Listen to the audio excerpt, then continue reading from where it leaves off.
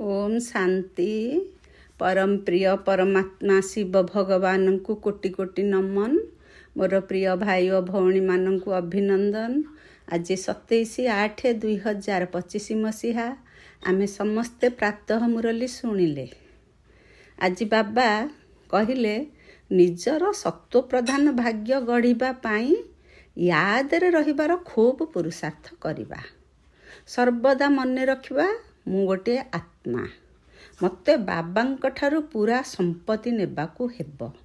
केवल निजको आत्मा बोली भाविले आत्मार पिता परमात्मा पाखरु आमे संपत्ति नहीं पारिबा।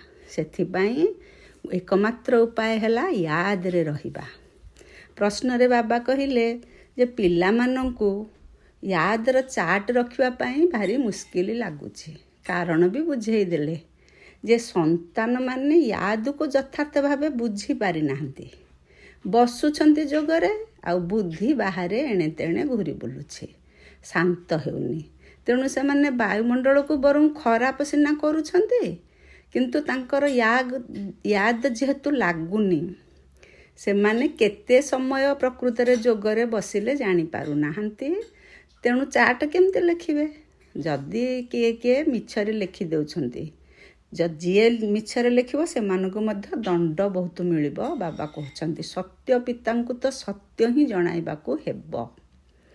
बाबा आज गीत रे कहिले जे से आत्मार ज्योति जगेई के जाग्रत करके आम मानको भाग्य देउछंती। आमे पछे बाबांकु भूल जाउचे बा बाबांक कथा शुणुचे कि न शुणुचे कि तापरे ध्यान देउचे कि जहा भी हेउचे, किंतु बाबा प्रतिदिन आमको पढ़ेबाकू निश्चित भावरे आसुचंती। बाबांक ठारू ही आमे बेहद सुखर भाग्य गढ़िबाकू आसीबा। जेते संभव देही अभिमानी होई रहिबा, निजको आत्मा निश्चय करी बाबांकू मने पकेइबा। पवित्र सत्व प्रधान न होई सत्व प्रधान भाग्य गढ़ी पारिबा नाही। एई कथाटा आमे भल भावरे मने रखिबा। मूल कथा हेउछि गोटिए, एहाकू निज पाखरे लेखिकी रखिबा। कौन से मूल कथाटी होछि? मु एक आत्मा। जेमती भक्त आत्मा माने हातरे हो अन्य कौनसी स्थान रे श्रीकृष्ण को चित्र करथांती, पदक लगेई थांती बा फोटो रखी थांती पॉकेट रे, सेमिति आमे सबु बेले जदि हाथ रे लिखिदेबा मु गोटे आत्मा, आम नजर सेठिकी जीव।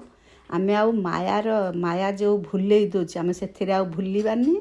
सबु बेले बाबांक प्रति ध्यान जीव। मनुष्य भगवान को जेमती स्मरण करिबा पाई ओम बा श्रीकृष्ण को चित्र करिसंती अनेक आत्मा, सेमिति आमे भी मु एक आत्मा बोली लेखिबा। लेखिले ही बाबांकर अविनाशी संपत्ति पाइबा पाई आमर सेठी प्रति नजर बार बार जीव। निजे आमे सौभाग्यशाली आत्मा हेबा। केवल तो सौभाग्यशाली नुहे, बाबा कहउछंती तमे पद्मा पद्म भाग्यशाली आत्मा हेउछ। बाबा सबु बेले आमको कहउछंती ना, एक देले मु तुमको पद्म देबी, एक रे 13टा शून्य लागिले पद्म। बाबांकु न जानिबा कारणरू, तांकु मने न पकेइबा कारणरू आमे कांगाल हो जाइछे। केवल बाबा ही आमको सदा काल पाई सुखी करिबा पाई एबे आसीछंती। सदा काल पाई अर्थ सत्य त्रेतया 21 जन्म कौनसी प्रकार विघ्न असुविधा आमको सामना करबाकू पड़िबनी। केवल सुख शांति आनंद प्रेम पवित्रता ज्ञान गुण शक्ति रे आत्मा भरपूर रहिबो। तेणु एकरे निजर आत्मा भरपूर, बाहर दुनिया भी सत्व प्रधान। तेणु सब सुख ही सुख, किंतु से कथा आमे जानिकी मध्य बाबा को भूली जाउछे। बाबा कहिले जेहेतु भारतवासी माने पतित होई गले, तांकर पतन हेबारू अन्य मानकर भी पतन हला। किपरि? ନା ଭାରତର ପତନ ହେଲା, ସେମାନେ ଭଗବାନଙ୍କୁ ଭୁଲିଲେ, ଈଶ୍ୱରଙ୍କୁ ସର୍ବବ୍ୟାପୀ ବୋଲି କହିଲେ। ତାଙ୍କଠୁ ଶୁଣି ଅନ୍ୟମାନେ ବି ଈଶ୍ୱରଙ୍କୁ ସର୍ବବ୍ୟାପୀ ବୋଲି କହିଲେ। ବାବା କହୁଛନ୍ତି ସିଏ ବର୍ତ୍ତମାନ ଭାରତକୁ ସ୍ୱର୍ଗ ସତ୍ୟଖଣ୍ଡ କରିବା ପାଇଁ ଆସୁଛନ୍ତି। ଏଇ ସ୍ୱର୍ଗର ରଚୟିତାଙ୍କର ତ କେତେ ଗ୍ଲାନି କରାଯାଇଛି। ସେଥିପାଇଁ ଗୀତାରେ ଲେଖା ହେଇଛି ନା, ୟଦା ୟଦା ହି ଧର୍ମସ୍ୟ ଗ୍ଲାନିର୍ଭବତି ଭାରତେ। ଯେତେବେଳେ ଭାରତରେ ଗ୍ଲାନି ହେବ, ଅଭ୍ୟୁତ୍ଥାନ କରିବା ପାଇଁ ଭାରତର, ପୁଣି ବାବା ସ୍ୱୟଂ ଆସିଛନ୍ତି। ବାବା କହୁଛନ୍ତି ସିଏ ଆମ ଉପରେ ବଳି ହାରି ଯାଇଛନ୍ତି। କିନ୍ତୁ ଆମେ ଜାଣିଛେ ବାବା ଆସୁଛନ୍ତି ନିଶ୍ଚୟ। ସିଏ ଆମ ପାଇଁ ବଳିହାରି ଯାଇଛନ୍ତି ମାନେ ସିଏ ନିଶ୍ଚିତ ଭାବରେ ଆସୁଛନ୍ତି। ଅନବରତ ଆମ ପାଇଁ ସମୟ ଦେଉଛନ୍ତି, ଜ୍ଞାନ ଦେଉଛନ୍ତି, ଚେଷ୍ଟା ଅବିରତ ଜାରି ରଖିଛନ୍ତି। ପତିତ ଆତ୍ମାଙ୍କୁ ପାବନ କରିବେ, ସ୍ୱର୍ଗ ସ୍ଥାପନ କରିବେ। ଏସବୁ କାର୍ଯ୍ୟକ୍ରମରେ ବାବା କରାଉଛନ୍ତି। ନିଜେ ମାନେ ସିଏ ନିର୍ଦ୍ଦେଶ ଦେଉଛନ୍ତି ବା ତାଙ୍କ ନିର୍ଦ୍ଦେଶରେ ସବୁ ତାଙ୍କର ସନ୍ତାନମାନେ ଏ କାମରେ ଲାଗିଛନ୍ତି। କିନ୍ତୁ ଆମେ ବେଳେବେଳେ ଭଗବାନଙ୍କୁ ଭୁଲି ଯାଉଛେ। ଏଇ ଭାରତରେ ବି ଶିବ ଜୟନ୍ତୀ ପାଳନ କରୁଛନ୍ତି। ଶିବ ଜୟନ୍ତୀ ପାଳନ କରୁଛନ୍ତି ମାନେ ନିଶ୍ଚିତ ଭାବରେ ଜରୁର ଶିବ ବାବା ଆସିଥିଲେ, ତେଣୁ ତ ତାଙ୍କର ଜୟନ୍ତୀ ପାଳନ କରୁଛନ୍ତି ୟାଦଗାର ହିସାବରେ ନା, ସ୍ମୃତି ହିସାବରେ। କିନ୍ତୁ ଅର୍ଥ ବୁଝୁନାହାନ୍ତି, କାହିଁକି ଶିବ ଜୟନ୍ତୀ ପାଳନ କରୁଛନ୍ତି, ଭଗବାନ କେବେ ଆସିଥିଲେ, ତାଙ୍କର କର୍ତ୍ତବ୍ୟ କ'ଣ, ଏସବୁ କଥାରେ ଲକ୍ଷ୍ୟ ନାହିଁ। କେବଳ ଭକ୍ତି ମାର୍ଗରେ ଆନନ୍ଦରେ ଶିବ ଜୟନ୍ତୀ ପାଳନ କରୁଛନ୍ତି। କିନ୍ତୁ ଭଗବାନ ବର୍ତ୍ତମାନ ଆସିଛନ୍ତି ସତ୍ୟଯୁଗୀ ଆଦି ସନାତନ ଦେବୀ ଦେବତା ଧର୍ମର ସ୍ଥାପନ କରିବା ପାଇଁ। ଅନ୍ୟ ସମସ୍ତ ଧର୍ମାବଲମ୍ବୀମାନେ ଜାଣିଛନ୍ତି ଯେ ତାଙ୍କର ଧର୍ମ କିଏ ସ୍ଥାପନ କରିଥିଲେ, କେବେ ସ୍ଥାପନ ହୋଇଥିଲା। କିନ୍ତୁ ଏକଥା ଆଦି ସନାତନ ଦେବୀ ଦେବତା ଧର୍ମର ଆତ୍ମାମାନେ ଭୁଲି ଯାଇଛନ୍ତି। ପ୍ରକୃତରେ ଧର୍ମ ସ୍ଥାପକମାନେ ଯେତେବେଳେ ଧର୍ମ ସ୍ଥାପନା କଲେ, ତାଙ୍କ ପୂର୍ବରୁ ଦେବୀ ଦେବତା ଧର୍ମ ଥିଲା। କାଳକ୍ରମେ ସେହି ଧର୍ମ ଲୋପ ପାଇଗଲା, ତେଣୁ ତାକୁ ସମସ୍ତେ ଭୁଲିଗଲେ। ବାବା ହିଁ ସବୁଠାରୁ ଶ୍ରେଷ୍ଠ, ଆଉ କାହାର ବି ମହିମା ନାହିଁ। ଯେତେ ଧର୍ମ ସ୍ଥାପକ ଆସିଲେ ବି, ଧର୍ମ ସ୍ଥାପକ ହୁଅନ୍ତୁ, ସାଧୁ ସନ୍ଥ ହୁଅନ୍ତୁ, ଋଷିମୁନି ହୁଅନ୍ତୁ, କାହାର ମହିମା ଏତେ ଭଗବାନଙ୍କ ପରି ନାହିଁ। ଭଗବାନ ହିଁ ପବିତ୍ର ଦୁନିଆକୁ ସ୍ଥାପନା କରୁଛନ୍ତି, ପତିତ ଦୁନିଆର ବିନାଶ କରାଉଛନ୍ତି, ମାୟା ଉପରେ ବିଜୟ ପ୍ରାପ୍ତ କରାଇବାର ରାସ୍ତା ବତାଉଛନ୍ତି। ତେଣୁ ଏସବୁ କଥା ଯେହେତୁ ଅନ୍ୟ କିଏ ଜାଣିନାହାନ୍ତି, ତେଣୁ ଭଗବାନଙ୍କର ମହିମା ଅନନ୍ୟ, ସେ ସବୁଠାରୁ ମହିମାବାନ।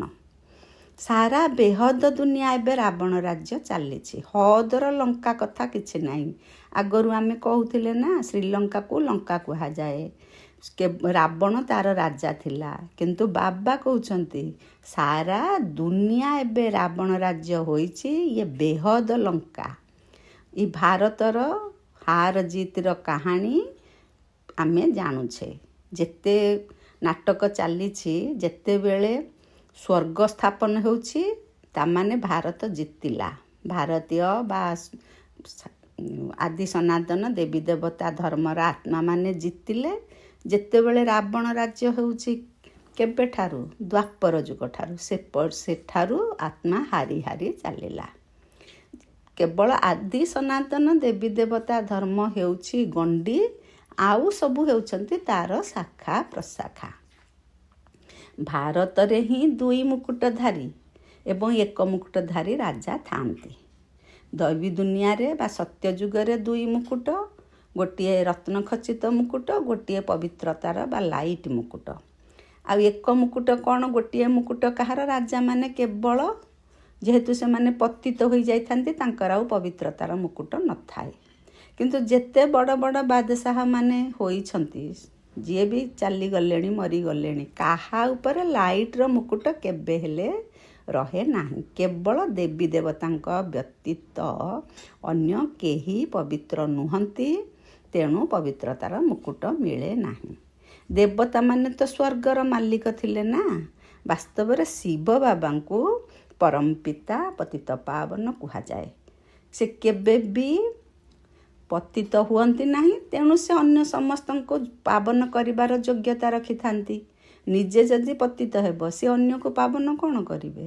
ସେଥିପାଇଁ ଭଗବାନ ଶିବ ବାବା ହିଁ ପତିତ ପାବନ।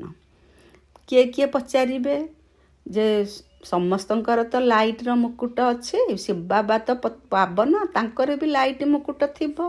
ବାବା ସେଇ କଥା ବୁଝେଇ ଦେଲେ। ଆମ ସମସ୍ତଙ୍କର ଶରୀର ଅଛି, ଶରୀର ଧାରୀ ଥିବାରୁ ସେମାନେ ମୁକୁଟ ଲଗେଇଲେ। ବାବା ତ ସବୁବେଳେ ବିନ୍ଦୁ ସ୍ୱରୂପ, ତାଙ୍କର ଶରୀର ହିଁ ନାହିଁ। ତେଣୁ ସିଏ ତ ସ୍ୱତନ୍ତ୍ର ଜ୍ୟୋତି ବିନ୍ଦୁ, ଲାଇଟ୍ କ'ଣ ଆଉ ତାଙ୍କର ଦରକାର, ସିଏ ସବୁବେଳେ ପବିତ୍ର। ବାବା କହିଲେ ଯେ ତୁମକୁ ତ ପ୍ରତିଦିନ କେତେ ବଡ଼ ବଡ଼ ଗୁହ୍ୟ କଥା କହୁଛି, ତୁମେ ଯେତେ ବୁଦ୍ଧିରେ ଧାରଣ କରିବ ସେତେ ତୁମେ ଧନବାନ ହେବ। ମୁଖ୍ୟ ହେଉଛି ୟାଦର ଯାତ୍ରା। ଯାତ୍ରାରେ ବିଘ୍ନ ମାୟା ପକାଏ। ଯେତେବେଳେ ୟାଦ କରୁଛେ ସେତେବେଳେ ମାୟା ବହୁତ ବିଘ୍ନ ପକାଉଛି। ତେଣୁ ୟାଦର ଯାତ୍ରା ଯେଉଁ ହେଉଛି ତାର ଚାର୍ଟ ସାଧାରଣତଃ ସମସ୍ତେ ଠିକ୍ ଭାବରେ ଲେଖିପାରୁନାହାନ୍ତି, କାରଣ କେତେ ସମୟ ଏ ୟାଦରେ ରହୁଛନ୍ତି ତାକୁ ସେ ବୁଝିପାରୁନାହାନ୍ତି। ପିଲାମାନେ ବେଳେବେଳେ ପଚାରୁଛନ୍ତି ଯେ ବାବା ଏଇ କଥାକୁ ୟାଦ କୁହାଯିବ କି? ମୁଁ ଏତିକି ସମୟ ବସିଲି, ଏଥିରେ 10-15 ମିନିଟ୍ ମୁଁ ୟାଦରେ ରହିଲି, ଏମିତି ଯେଉଁ ପିଲାମାନେ କହୁଛନ୍ତି। ବାବା ସେଇ କଥା କହିଲେ ଯେ ତୁମେ ବସିଲ ୟାଦରେ, ପ୍ରକୃତରେ ତୁମେ କେତେ ସମୟ ୟାଦରେ ରହିଲ, ଭଗବାନଙ୍କ ସହିତ ଏକାଗ୍ର ଚିତ୍ତରେ ବୁଦ୍ଧି ଲଗେଇକି ରହିଲ, ତୁମେ ହିଁ ଜାଣିଛ। ତେଣୁ ଯାଞ୍ଚ କର, ନିଜକୁ ନିଜେ ଯାଞ୍ଚ କର। ଆଉ ଭଗବାନ ତୁମକୁ କ'ଣ ଯାଞ୍ଚ କରିବେ? ତୁମେ ନିଜକୁ ନିଜେ ଯାଞ୍ଚ କର, ସତ୍ୟ କଥା ଚାର୍ଟରେ ଲେଖ, ତାହେଲେ ତୁମେ ସୁଧୁରିବ, ଆହୁରି ଦିନକୁ ଦିନ ଉନ୍ନତି କରିବ। ମିଛ ଲେଖିବା ଦ୍ୱାରା ଆହୁରି ଅଧିକ ଦଣ୍ଡ ପାଇବ। ବହୁତ ସନ୍ତାନ ଭୁଲ କରୁଛନ୍ତି, ଲୁଚଉଛନ୍ତି, କାହିଁକି ନା ସେ ଭାବୁଛନ୍ତି ଏତେ ନିକୃଷ୍ଟ କାମ କରିଛି, ଏ କଥାକୁ କେମିତି ସତ୍ୟ ପିତାଙ୍କ ଆଗରେ କହିବି, ମୋତେ ଲଜ୍ଜା ଲାଗୁଛି। କିନ୍ତୁ ବାବା କହିଲେ ମିଛ ମାୟା, ମିଛ କାୟା। ଏକଦମ ଦେହ ଅଭିମାନରେ ଯେଉଁମାନେ ଆସିଯାଉଛନ୍ତି ସେମାନେ ଏଇଭଳି ଭାବୁଛନ୍ତି। ପ୍ରକୃତରେ ୟାଦର ଚାର୍ଟଟା ଆମେ କ୍ଲିଅର କରିକି ଲେଖିବା, ସତ୍ୟ କଥା ଲେଖିଲେ ଆମ ମନୋବଳ ବଢ଼ିବ, ଆମ ନିଜର ଦୁର୍ବଳତା ଆମେ ଜାଣିପାରିବା, ବିଶେଷତା ବଢ଼ିବ, ୟାଦରେ ଆମେ ପକ୍କା ହେଇପାରିବା। ବାବା କହିଲେ ଯେ ଏଇ ୟାଦ ଦ୍ୱାରା ହିଁ ଆମେ ବିଶ୍ୱର କଲ୍ୟାଣ କରିବା। ବିଶ୍ୱ କଲ୍ୟାଣ କେମିତି କରିବା? ୟାଦ ଦ୍ୱାରା କେମିତି ବିଶ୍ୱର କଲ୍ୟାଣ ହେବ? ୟାଦ କଲେ ହିଁ, ଭଗବାନଙ୍କ ସହିତ ବୁଦ୍ଧି ଯୋଗ ଲଗେଇଲେ ହିଁ ଭଗବାନ ସବୁର ସାଗର, ତାଙ୍କଠାରୁ ସ୍ରୋତ ଆମ ଆତ୍ମାକୁ ଆସିବ, ଯାହାଫଳରେ ଆମ ଆତ୍ମା ସବୁଥିରେ ପରିପୂର୍ଣ୍ଣ ହେବ। ପରିପୂର୍ଣ୍ଣ ହେଲେ ସିନା ଅନ୍ୟ କାହାକୁ ଦେବ। ତେଣୁ ଏଇ ୟାଦ ଦ୍ୱାରା ହିଁ ଆମେ ବିଶ୍ୱର କଲ୍ୟାଣ କରିବା ବୋଲି ବାବା ବୁଝେଇ ଦେଲେ। ଜ୍ଞାନ ବୁଝେଇବା ବହୁତ ସହଜ, ୟାଦରେ ରହିବା ମେହନତ। ବୀଜରୁ ବୃକ୍ଷ କିପରି ବାହାରୁଛି ଏକଥା ତ ଆମେ ସମସ୍ତେ ଜାଣିଛେ। ବୁଦ୍ଧିରେ 84 ଜନ୍ମର ଚକ୍ର ରହିଛି, ବୀଜ ଏବଂ ବୃକ୍ଷର ଜ୍ଞାନ ରହିଛି। ବାବା ତ ସତ୍ୟ ଚୈତନ୍ୟ ଜ୍ଞାନର ସାଗର, ତାଙ୍କ ପାଖରେ ହିଁ ଏଇ ଜ୍ଞାନ ଥିବାରୁ ସେ ଆମକୁ ବୁଝଉଛନ୍ତି। ଆଉ ଯେତେ ଜ୍ଞାନ, ତାଙ୍କ ଜ୍ଞାନ ହିଁ ପୁରା ଅସାଧାରଣ କଥା।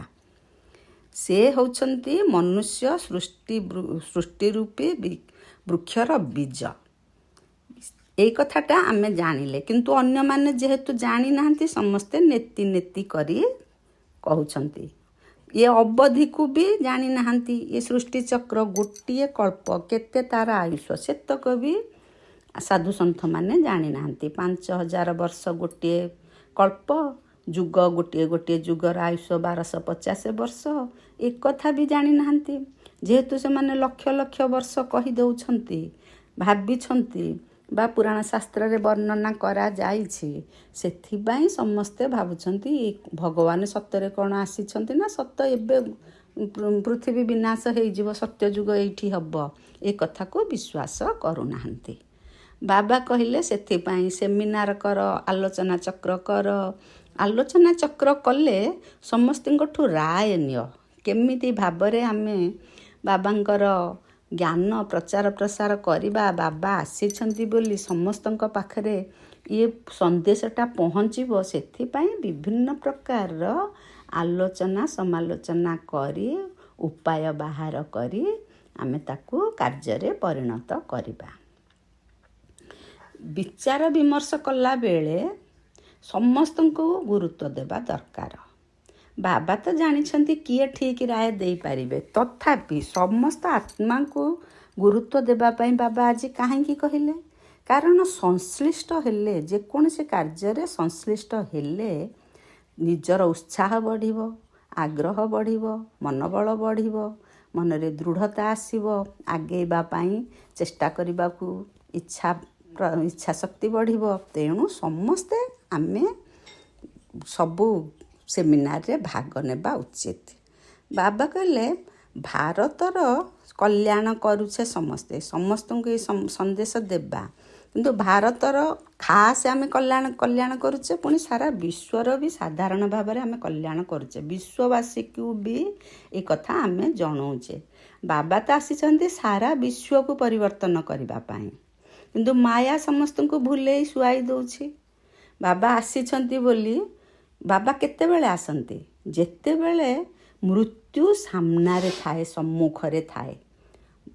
ମୃତ୍ୟୁ କେମିତି ସମ୍ମୁଖରେ ରହୁଛି? ବର୍ତ୍ତମାନ ବିନାଶ ସମୟ, ଆମେ ବି ଦେଖୁଛେ ଅଚାନକ ହାର୍ଟ ଆଟାକ୍ ହେଇଯାଉଛି, ଅଚାନକ କେଉଁଠି ଆକ୍ସିଡେଣ୍ଟ ହେଲାଣି, କେତେ ପ୍ରକାରର ମୃତ୍ୟୁ ଆସିକି ପହଞ୍ଚୁଛି।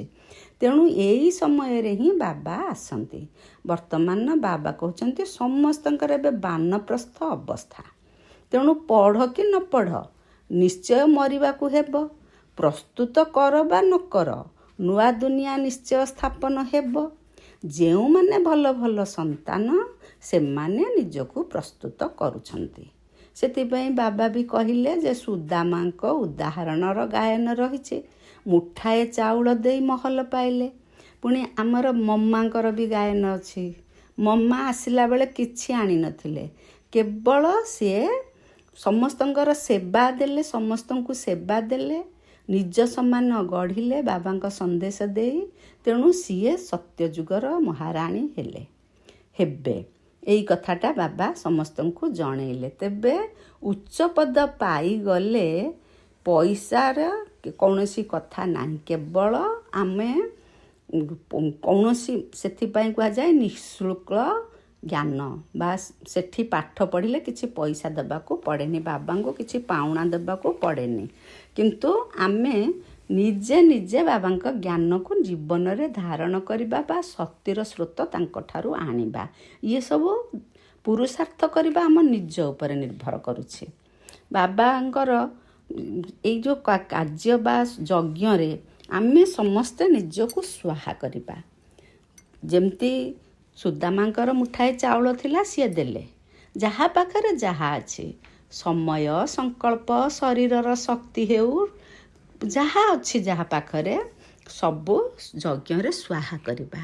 କାହିଁକିନା ବିନାଶ ତ ନିଶ୍ଚୟ ହେବ, ସବୁ ବ୍ୟର୍ଥ ହୋଇଯିବ, ସେଥିରୁ କିଛି ତ ସଫଳ କରିଦିଏ, ଏଇ ଭାବନାଟା ଆମ ମନରେ ଆସିବା ଦରକାର। ବାବା କହୁଛନ୍ତି ଅନେକ ମନୁଷ୍ୟ ଦାନ ପୁଣ୍ୟ କରୁଛନ୍ତି ନିଶ୍ଚୟ, କିନ୍ତୁ ସେମାନେ କ'ଣ ଦାନ କରୁଛନ୍ତି? ପାପ ଆତ୍ମାମାନଙ୍କୁ ଦାନ ପୁଣ୍ୟ କରୁଛନ୍ତି। ଯାହାର ଫଳାଫଳ ତ ନିଶ୍ଚୟ ଭଲ ମିଳିବ, କିନ୍ତୁ ସେ ଅଳ୍ପ କାଳ ପାଇଁ ମିଳିଥାଏ। କିନ୍ତୁ ବାବାଙ୍କର ବା ଈଶ୍ୱରୀୟ ସେବାରେ ଦାନ କଲେ 21 ଜନ୍ମ ପାଇଁ ତାର ଫଳ ମିଳିଥାଏ। 21 କ'ଣ, ତାଠାରୁ ବି ଅଧିକ ଜନ୍ମ ପାଇଁ ବାବା କହୁଛନ୍ତି। ସତ୍ୟ ତ୍ରେତୟା 21 ଜନ୍ମ ପରେ ବି ଆହୁରି ଆନନ୍ଦ ସୁଖ ଶାନ୍ତିରେ ରହିପାରିବ ଯଦି ଅଧିକ ପୁରୁଷାର୍ଥୀ ହୋଇଥିବେ। ବାବା କହିଲେ କିଏ ୟୁନିଭର୍ସିଟି କରୁଛି, କିଏ ଧର୍ମଶାଳା ଖୋଲୁଛି, କିଏ ଡାକ୍ତରଖାନା ଖୋଲୁଛି, ନିଶ୍ଚିତ ଭାବରେ ୟା ଦ୍ୱାରା ସେମାନଙ୍କର ଭଲ ଆଶୀର୍ବାଦ ମିଳୁଛି ଲୋକଙ୍କ ଠାରୁ, ବା ସେମାନଙ୍କର ପୁଣ୍ୟ ଖାତା ଜମା ହେଉଛି। ୟୁନିଭର୍ସିଟି ଖୋଲିଲେ ପରଜନ୍ମରେ ହୁଏତ ତାଙ୍କୁ ଭଲ ପାଠ ପଢ଼ିବେ। ଧର୍ମଶାଳା ଖୋଲିଲେ ଯଦି ତାଙ୍କୁ ପରଜନ୍ମରେ ଭଲ ଘର ମିଳିବ। ଡାକ୍ତର ହେଲେ ତାଙ୍କର ରୋଗ ହେବନି। ଆମେ ଏଇ କଥା ଗୁଡ଼ାକ ଜାଣିଲେ, କିନ୍ତୁ ଯଦି ସ୍ୱାସ୍ଥ୍ୟ ହିଁ ସମ୍ପଦ, ତଥାପି ଖାଲି ସ୍ୱାସ୍ଥ୍ୟ ହେଲେ କ'ଣ ରହିଯିବ କି? ତାର ତ ଅନ୍ୟାନ୍ୟ ଜରୁରତ ଜିନିଷ ଅଛି ନା। କିନ୍ତୁ ସତ୍ୟ ଯୁଗରେ ସବୁ ପ୍ରକାର ଜିନିଷ ମିଳିବ। ଏଠି ଗୋଟିଏ ଜିନିଷ ଥିଲେ ଆଉ ଗୋଟିଏ ଜିନିଷର କମି ରହୁଛି। କାହା ପାଖରେ ସ୍ୱାସ୍ଥ୍ୟ ଥିଲେ ତା ପାଖରେ ଧନ ନାହିଁ, ଧନ ଥିଲେ ବିଦ୍ୟା ନାହିଁ, ବିଦ୍ୟା ଥିଲେ ବୁଦ୍ଧି ନାହିଁ, ଏମିତି କମି ହିଁ ନିଶ୍ଚୟ ରହୁଛି। ତେଣୁ ବେହଦ ବାବାଙ୍କ ଦ୍ୱାରା ଆମେ ସବୁଥିରେ ପରିପୂର୍ଣ୍ଣ ହେବା। ଆମର ସବୁ କାମନା ସେ ପୂର୍ଣ୍ଣ କରୁଛନ୍ତି। ତେଣୁ ନିଜେ ଆମେ ଗୋଟିଏ ବାଟ ହେଲା ପବିତ୍ର ହେବା। ପବିତ୍ର ହେଲେ ହିଁ ଆମେ ପବିତ୍ର ସ୍ଥାନକୁ ଯିବା। ପାବନ ଭୂମି ହେଉଛି ସ୍ୱର୍ଗକୁ ଯିବା। ପୁଣି ଆମେ ନିଜେ ପବିତ୍ର ହେଲେ ଆମ ପବିତ୍ର ଧନ ବିଶ୍ୱକୁ ପାବନ କରାଇବାରେ ଲାଗିବ। ଆମ ଧନ ଯଦି ପବିତ୍ର ନୁହେଁ, ମନ ଯଦି ପବିତ୍ର ନୁହେଁ, ତାହେଲେ ସେ ଧନ କୌଣସି କାମରେ ଲାଗିବ ନାହିଁ। ମୁକ୍ତି, ଜୀବନ ମୁକ୍ତି ବାବା ଦେଉଛନ୍ତି ଅଧା କଳ୍ପ ପାଇଁ। ସମସ୍ତେ କହୁଛନ୍ତି ଆମକୁ ଶାନ୍ତି କିପରି ମିଳିବ। ବାବା ସେଇ କଥା ବୁଝେଇ ଦେଉଛନ୍ତି। ଶାନ୍ତି ତ କେବଳ ଶାନ୍ତି ଧାମରେ ମିଳିବ। ସତ୍ୟ ଯୁଗରେ ଏକ ଧର୍ମ ଥିବା କାରଣରୁ ସେଠାରେ ଅଶାନ୍ତି ରହିବନି। ଅଶାନ୍ତି କେବଳ ଏଇ ରାବଣ ରାଜ୍ୟରେ।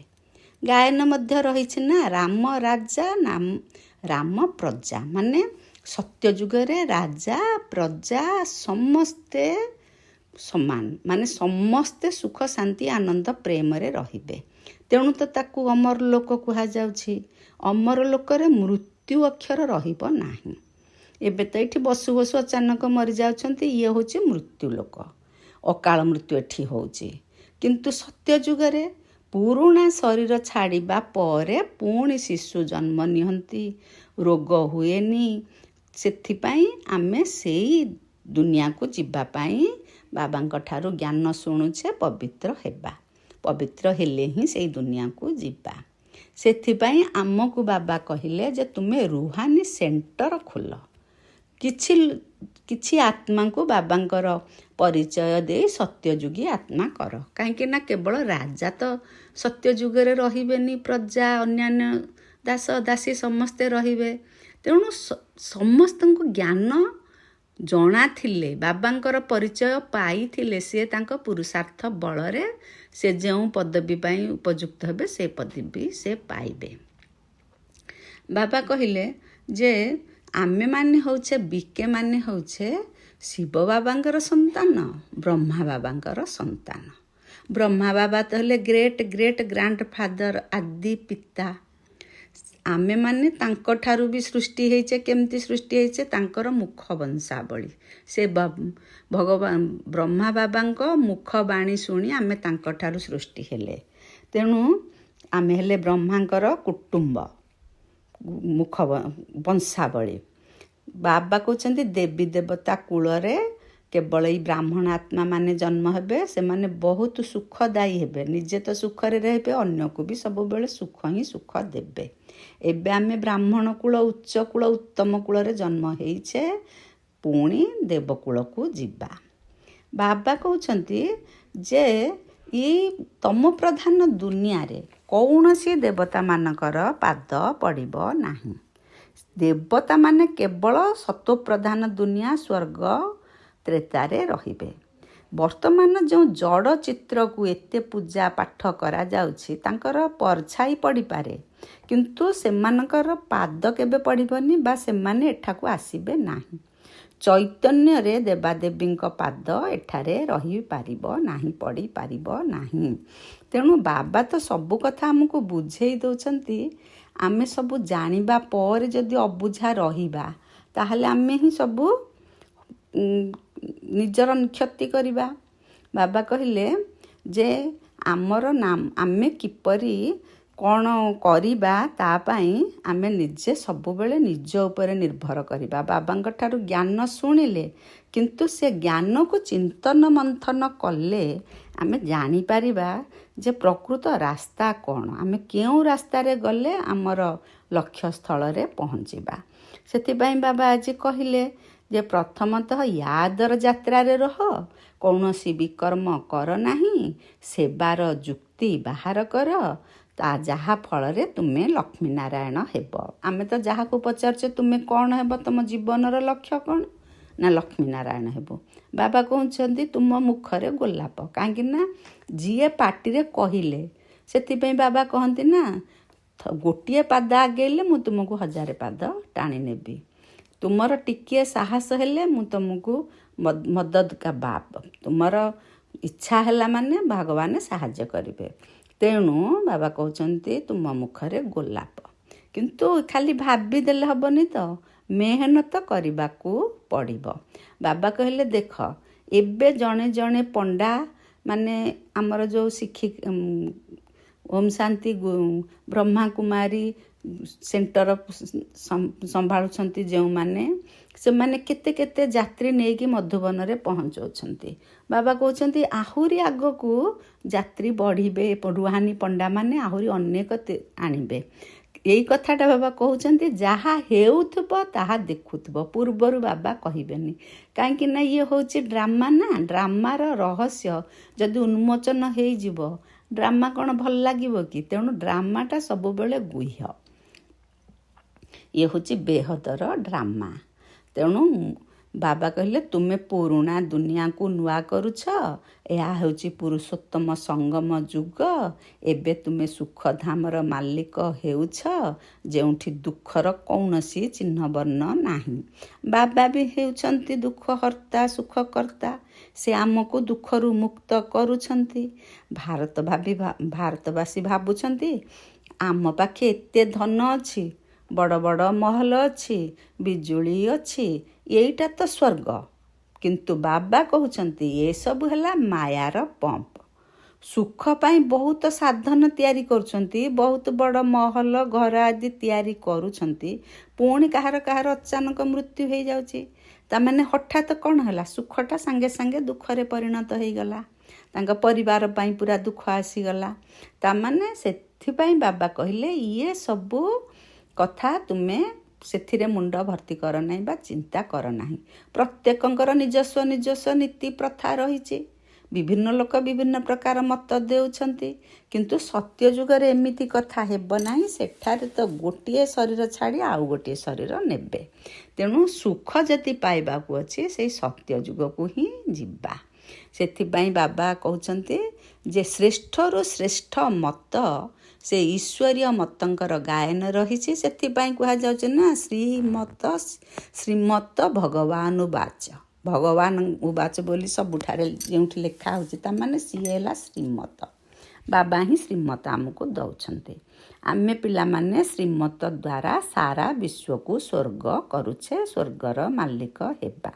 ବାବା ବି ବୁଝାଉଛନ୍ତି ଯଦି କାହାର ନିଜସ୍ୱ କିଛି ବୁଦ୍ଧି ବା ରାୟ ଅଛି, ତେବେ ବାବାଙ୍କ ପାଖକୁ ଲେଖିକି ଜଣେଇବା, ଯାହା ଫଳରେ ଆମର ସେବା ଖୁବ୍ ଶୀଘ୍ର ଆଉ ଭଲ ଭାବରେ ଆଗେଇବ। ବାବା କହିଲେ କୌଣସିଥିରେ ଆମେ ଭାରତରେ ସତ୍ୟଯୁଗ ଥିବା ସମୟରେ ଏକ ଧର୍ମ ଥିଲା, ଏଥିରେ ନାରାଜ ହେବାର କୌଣସି କଥା ନାହିଁ। ସମସ୍ତଙ୍କର ପିତା ଜଣେ, ସେହି ପିତା ସ୍ୱୟଂ ପରମ ପିତା ପରମାତ୍ମା ଶିବ ଭଗବାନ ନିଜେ ହିଁ କହୁଛନ୍ତି ମୋତେ ୟାଦ କଲେ ତୁମର ବିକର୍ମ ବିନାଶ ହେବ, ସ୍ୱର୍ଗର ମାଲିକ ହେବ। ତେଣୁ ଆମେ ଶେଷରେ ଏତିକି ଜାଣିଲେ ଯେ ବାବା ଆଜି ପୁରା ଟପିକ୍ ଗୋଟା ଯାକ ୟାଦ ଉପରେ ଗୁରୁତ୍ୱ ଦେଇଛନ୍ତି। ଆମେ କେବଳ କଥା କହିଲେ ବା ମନ ବଚନ କର୍ମରେ ଏକରସ ସ୍ଥିତିରେ ରହି ବାବାଙ୍କୁ ହିଁ ଆମେ ୟାଦ କଲେ ସର୍ବ ପ୍ରାପ୍ତି ଆମ ଆଖି ଆଗରେ ବା ଆମ ପାଦ ତଳେ ଆସି ହାଜର ହେବ। ସେଥିପାଇଁ ଆମେ ବି ଆଜି ଧାରଣା ଯୁକ୍ତ ହେବା, ଶ୍ରୀମତରେ ଚାଲି ସାରା ବିଶ୍ୱକୁ ସ୍ୱର୍ଗ କରିବାର ସେବା କରିବା, ଭାରତକୁ ନିଜ ସମାନ କରିବା, ବହୁତଙ୍କୁ ନିଜ ସମାନ କରିବାକୁ ଚେଷ୍ଟା କରିବା, ଆସୁରୀ ମତ ଠାରୁ ନିଜକୁ ସମ୍ଭାଳିବା, ୟାଦର ମେହନତ ଦ୍ୱାରା ଆତ୍ମାକୁ ସତ୍ତ୍ୱ ପ୍ରଦାନ କରିବା।